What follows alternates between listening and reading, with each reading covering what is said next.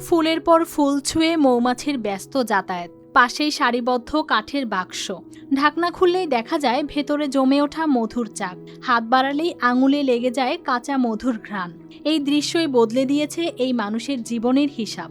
এই মানুষটি বাদশা মিয়া, রাজবাড়ির পাংশা থানার বাসিন্দা তিনি। কয়েক বছর আগেও দিন কাটত অন্যের কারখানায় কাঠমিস্ত্রির কাজ করে। দিনমজুরের মজুরিতে সংসার চলত কোনো রকমে। তখন ভবিষ্যৎ নিয়ে ভাবার ছিল না সুযোগ। কাজ পেলেই দিন, না পেলে অনিশ্চয়তা। এভাবেই চলছিল জীবন। পরিবর্তনের শুরু হয় বিসিক থেকে মৌচাষের প্রশিক্ষণ নেওয়ার পর। সাহস করে 50,000 টাকা ঋণ নিয়ে শুরু করেন নতুন পথ চলা।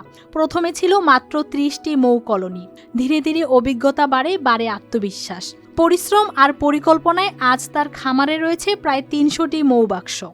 আগে তো আমি ছিলাম কাঠমিস্ত্রি, কাঠের কাজগুলো করতাম ফার্নিচারে। তো ওখান থেকে চলে আসি বিসিকে প্রশিক্ষণ দিই, ট্রেনিং দিই।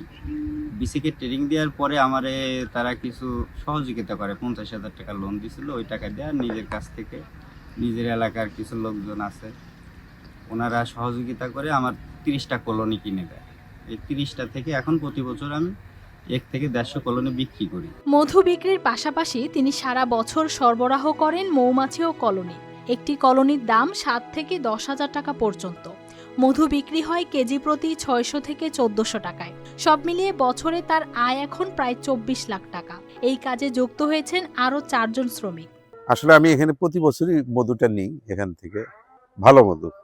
ওরা খাঁটি মধুটাই বিক্রি করে। আর এটা তো দেখতেছিনি এখানে এই যে মানে সর্ষা ফুলের ক্ষেত আছে, এখান থেকে ওরা মধু সংগ্রহ করে। আমি যখন নিই তখন ওরা মানে ওই চাকের থেকেই নিই, টাটকাটা আর কি। ঢাকার ধামরাই উপজেলার রূপনগর এলাকায় সরিষার মৌসুমে বাক্স বসিয়ে শুরু হয় মূল উৎপাদন। ফুলের সিজন অনুযায়ী দেশের বিভিন্ন এলাকায় ঘুরে ঘুরে কাজ করেন বাদশা মিয়া। প্রতি বছরই মধু নেওয়ার জন্য। ওনাদের মধুটা আসলে অনেক ভালো। আসা হয় প্রায়ই এখানে সরিষা ক্ষেত আছে, এগুলো দেখার জন্য। দিনমজুরি থেকে উদ্যোক্তা, এই পথ চলায় তিনি শুধু নিজের ভাগ্যই বদলাননি, কর্মসংস্থানের সুযোগ তৈরি করে দেখিয়ে দিয়েছেন সঠিক প্রশিক্ষণ আর সাহস থাকলে গ্রাম থেকেই সম্ভব বড় সাফল্য। News desk, RTV।